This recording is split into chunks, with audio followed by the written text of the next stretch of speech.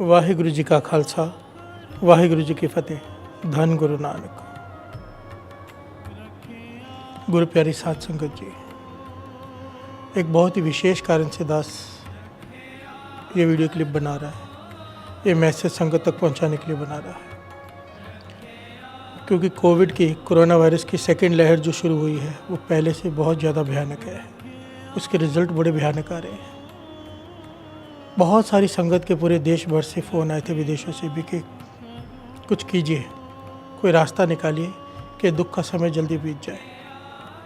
तो साध संगत जी, हमारे पास तो एक ही आश्रय है, वो सबसे बड़ा गुरु नानक का, गुरु नानक की गुरबाणी का। बाणी गुरु, गुरु है बाणी। बाणी का आश्रय, इस बाणी की ताकत के आगे कोई दुख नहीं ठहर सकता। ये आप सब जानते और मानते हैं। पर हमारा एक फ़र्ज़ भी है। दास एक बात अच्छी तरह से समझता है, जानता है कि जो भी संगत बाणी का आसरा लेगी, ये मैं नहीं कहता, ये गुरबाणी कहती है, जो 3 काल सत्य है, चाहे कितना भी भयानक समय क्यों ना हो, कितना भी भयानक समय क्यों ना हो, जो भी गुरबाणी का आसरा लेगा, दुख उस तक नहीं पहुंच सकता, चाहे दुख कितना भी ताकतवर क्यों ना हो, क्योंकि वो बाणी से बड़ा नहीं है, वो गुरु नानक से बड़ा नहीं है। ये मैं नहीं कह रहा। बाबा नंद सिंह जी के पास संगत इकट्ठी होकर आई, और ये इतिहास भरा पड़ा है। बाबा बाहर नाम से जी, बाबा नंद सिंह जी के पास संगत इकट्ठी होकर आई कि युद्ध छिड़ गया है, जर्मन इंडिया पर हमला कर सकता है, हिटलर यहाँ तक पहुँच सकता है। बहुत डरे हुए हैं सब लोग कि भारत की तरफ रुख करने वाला है वो। उस समय के बाद तब बाबा नंद सिंह जी ने गुरु नानक पातशाह के उच्चारण के शब्द की 2 पंक्तियाँ उच्चारण की थी कि 2 पुड़ चक्की जोड़ के पीसण आए बहेठ, जो दर रहे से उबरे नानक अजब डिठ। बाबा नंद सिंह जी मुस्कुरा के कहने लगे, जब से सृष्टि बनी है दुख सुख चलते आए हैं। मानो चक्की होती ना आटा पीसने वाली पुराने ज़माने की, जिसमें गेहूं के दाने डाले जाते थे और चक्की चलती थी। गुरु नानक बाबा नंद सिंह जी कहने लगे कि गुरु नानक पातशाह गुरबाणी में लिख के गए हैं, लिखते हैं कि ये सृष्टि मानो आकाश और ये धरती 2 पुड़ हैं चक्की के, इंसान गेहूं के दाने। प्यार से बोलिए धन गुरु नानक। ये चक्की जब से ये सृष्टि बनी है चलती जा रही है, इसमें लोग पिसते जा रहे हैं।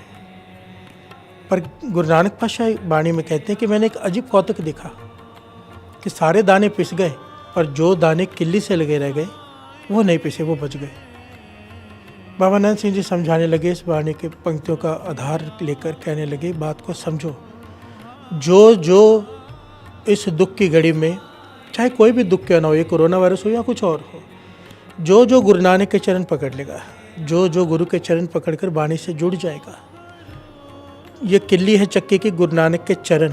प्यार से बोलिए धन गुरु नानक। जो बाणी से जुड़ जाएगा वो नहीं पिसेगा, पिसेगा वो जो बाणी से नहीं जुड़ा हुआ। ये बाणी इतनी बड़ी ताकत है। बाणी कहती है दुख रोग संताप उतरे, सुनी सच्ची बाणी। जो बाणी सुनेगा, जो पढ़ेगा, उसके सारे दुख सारे रोग दूर हो जाएंगे। प्यार से बोलिए धन गुरु नानक। बाणी कह रही है। तो इसलिए साध संगत जी, दास इस वक्त बड़े सोच विचार कर एक बात कहने जा रहे हैं सबसे, जितनी भी संगत, जितने भी सेंटर, जितने भी अमृत ट्रस्ट से संगत जुड़ी हुई या नहीं जुड़ी हुई, जो कहीं भी जुड़ी हुई है, मेन हमारा मकसद है बाणी से जुड़ना, बाणी से जोड़ना।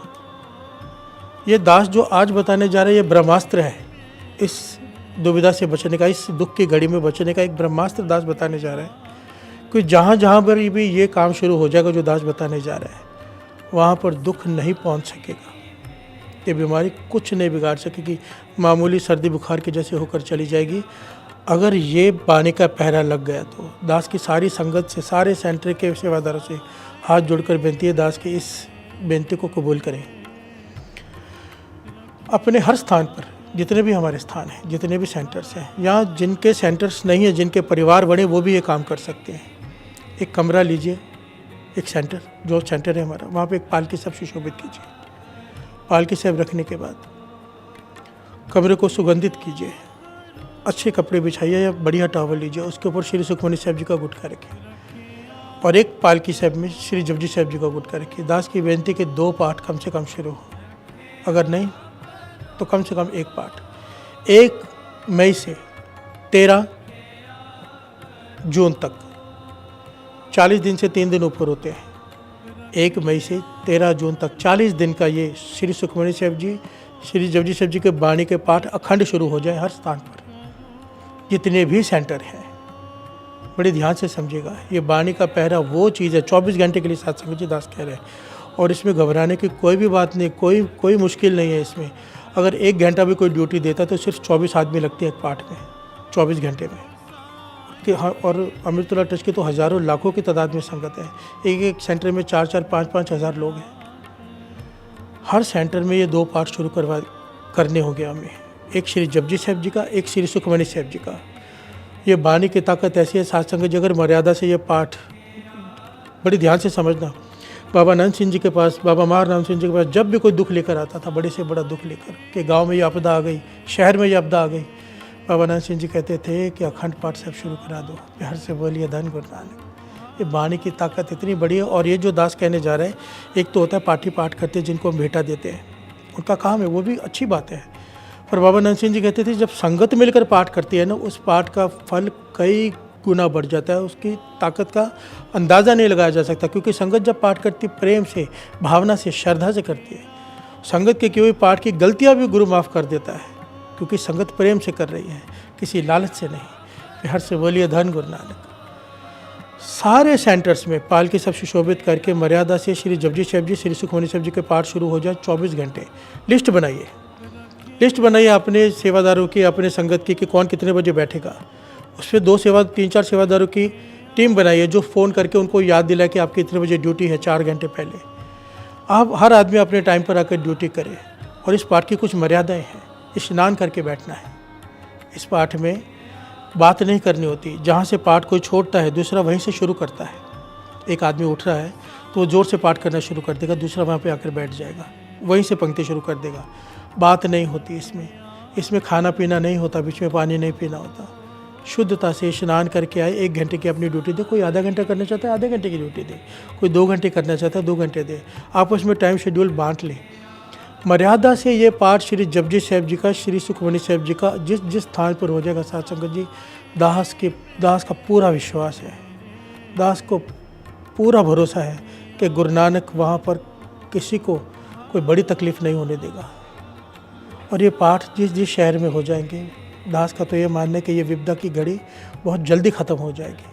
पिछली बार भी याद है, सब संगत ने मिलके शाम को सुखमनी साहिब जी के पाठ शुरू किया, अमृतली सुखमनी साहिब जी के पाठ शुरू किए, विपदा ख़त्म हो गई। पर अभी संगत जैसे ही ठीक हो गई, सारी संगत, काफ़ी संगत सो गई, उनमें से फिर से समय आया है, संभाल लो। किसी प्रकार ये 40 दिन, ये 24 घंटे वाला अखंड पाठ सब चला लीजिए। 1 मई से 13 जून ये पाठ शुरू होंगे। 1 मई को सुबह 6 बजे सब मिलकर एक साथ स्टार्ट करेंगे, जितने भी सेंटर्स हैं। मुझे उम्मीद है 400-500 स्थान पर ये पाठ शुरू हो जाएंगे। पर्सनल फ़ोन कॉल्स भी करने के लिए मैंने सेवादारों की ड्यूटी लगा दी है कि हर सेंटर पे कॉल करके उन्हें समझाएं। पर कोई बात ना समझ में आए, इसलिए दास खुद आकर ये एक पॉइंट डिटेल में बताने की कोशिश कर रहा है। 1 मई को सुबह 6 बजे कड़ा प्रसाद की देग बनाकर अरदास करके ये पाठ शुरू करेंगे सब एक साथ। यहाँ पर दास करेगा, लाइव हम देखेंगे, और वहाँ पर सारी संगत जहाँ भी स्थान है, और हर स्थान में जितने भी स्थान हैं वो पाठ के आगे एक छोटा सा एक नेम प्लेट जरूर लगाएं कि Amritola trust Amalner, Amritola trust Amravati, Amritola trust Nagpur.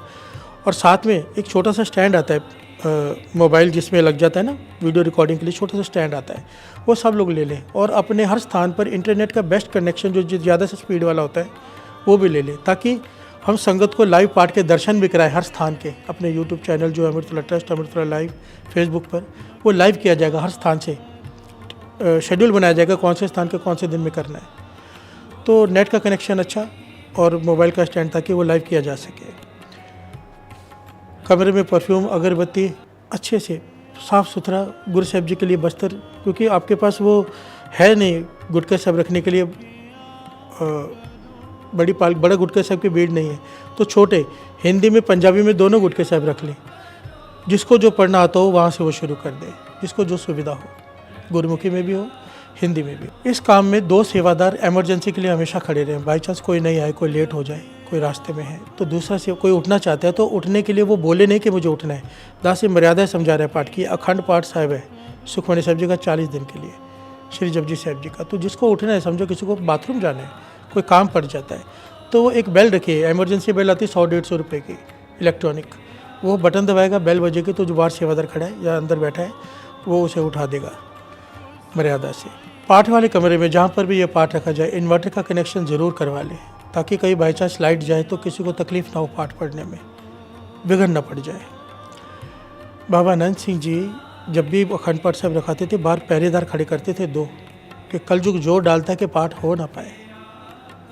2 पहरेदार हमेशा खड़े रहते थे कि किसी भी प्रकार से पाठ में बिगड़ न पड़ जाए, क्योंकि ये जो दास आप लोगों को शायद पता नहीं जो बात कह रहा है, ये पाठ अगर 40 दिनों तक हर स्थान पर हो गए, इस वाणी के सदके, वाणी की ताकत है, मैं अपनी तरफ से कुछ नहीं कह रहा, सारे इस वाणी की इतनी ताकत अगर सब लोगों ने मिलकर कर लिया ना, क्योंकि बीच में कल दास किसी से बात कर रहा था तो वो कह रहे थे कि हमारे घर के ही 16 मेंबर हैं, हम 16 मेंबर मिलकर घर पे भी स्टार्ट कर लेंगे। ये बहुत अच्छा